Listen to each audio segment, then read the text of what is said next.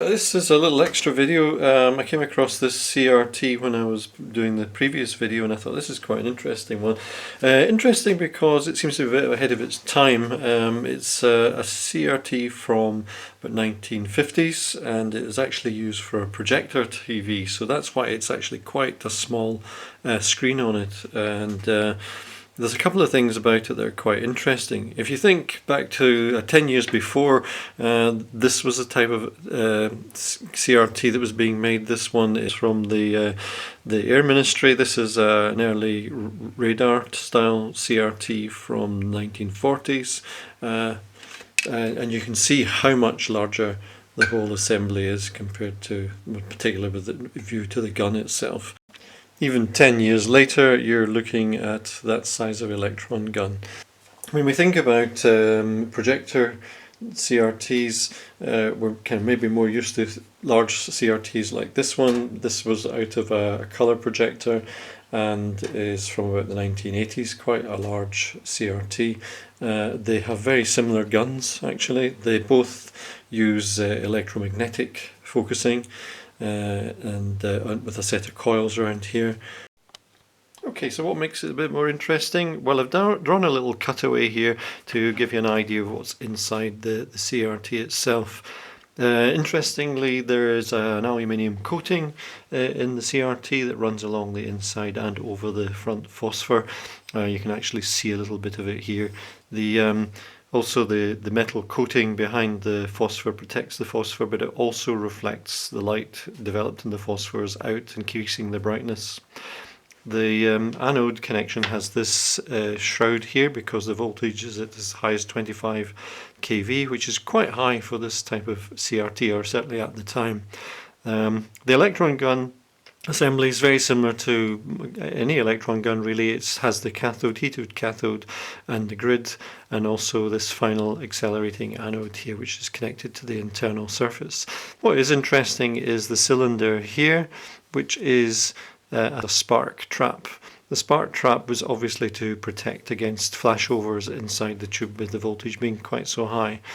And interestingly, in this CRT, I've taken some of this graphite off for better view. There's this internal kind of helical conductive paint inside the neck of the CRT, and this is actually connected by a fine wire to this spark trap. And it doesn't mention anything about this in any of the brochures I've seen.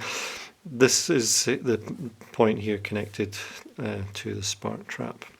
Normally, spark traps are something that's added round about the sockets with spark gaps to protect the electronics driving the CRT. I've been a little bit naughty here and scraped off the coating. This graphite coating extended right down to the base of the CRT.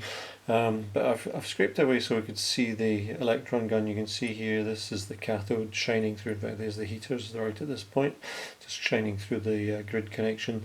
This silver bit area, the black area here, is actually the getter to maintain the vacuum. Quite an interesting little gun. There's very few parts to it. We've only got the cathode, the grid, the spark trap, and then the final anode.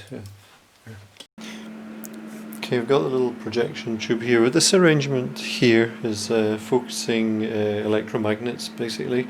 This tube has no electrostatic focusing. This is so I've added these coils. These are from something else, so you can see the positioning is a bit tricky.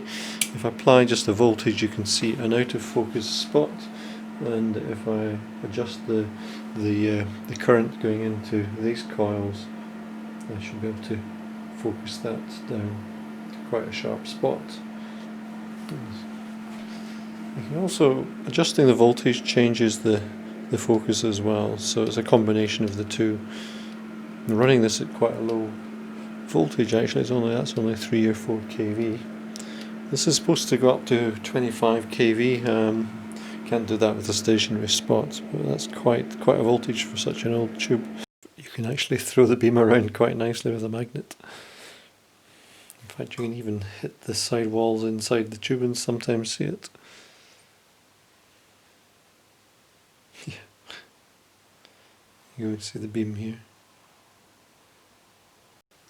Such an old style of CRT. I mean, this dates back from the 1950s. That's a very intense fluorescent coating on there. You can see that we've got 6 kV here, and that's an unfocused beam, but that's quite a lot of light coming out of that screen.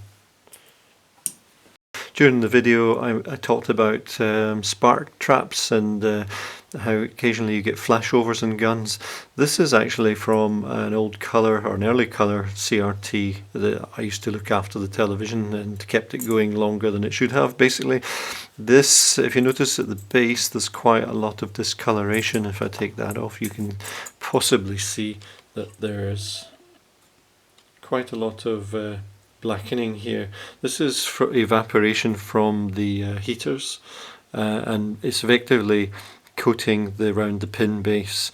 The problem is that that's actually conductive, and eventually this CRT started to suffer from flashovers, where the voltage from the focusing anode would end up jumping to other things, generally made the focus go crazy and some of the colours.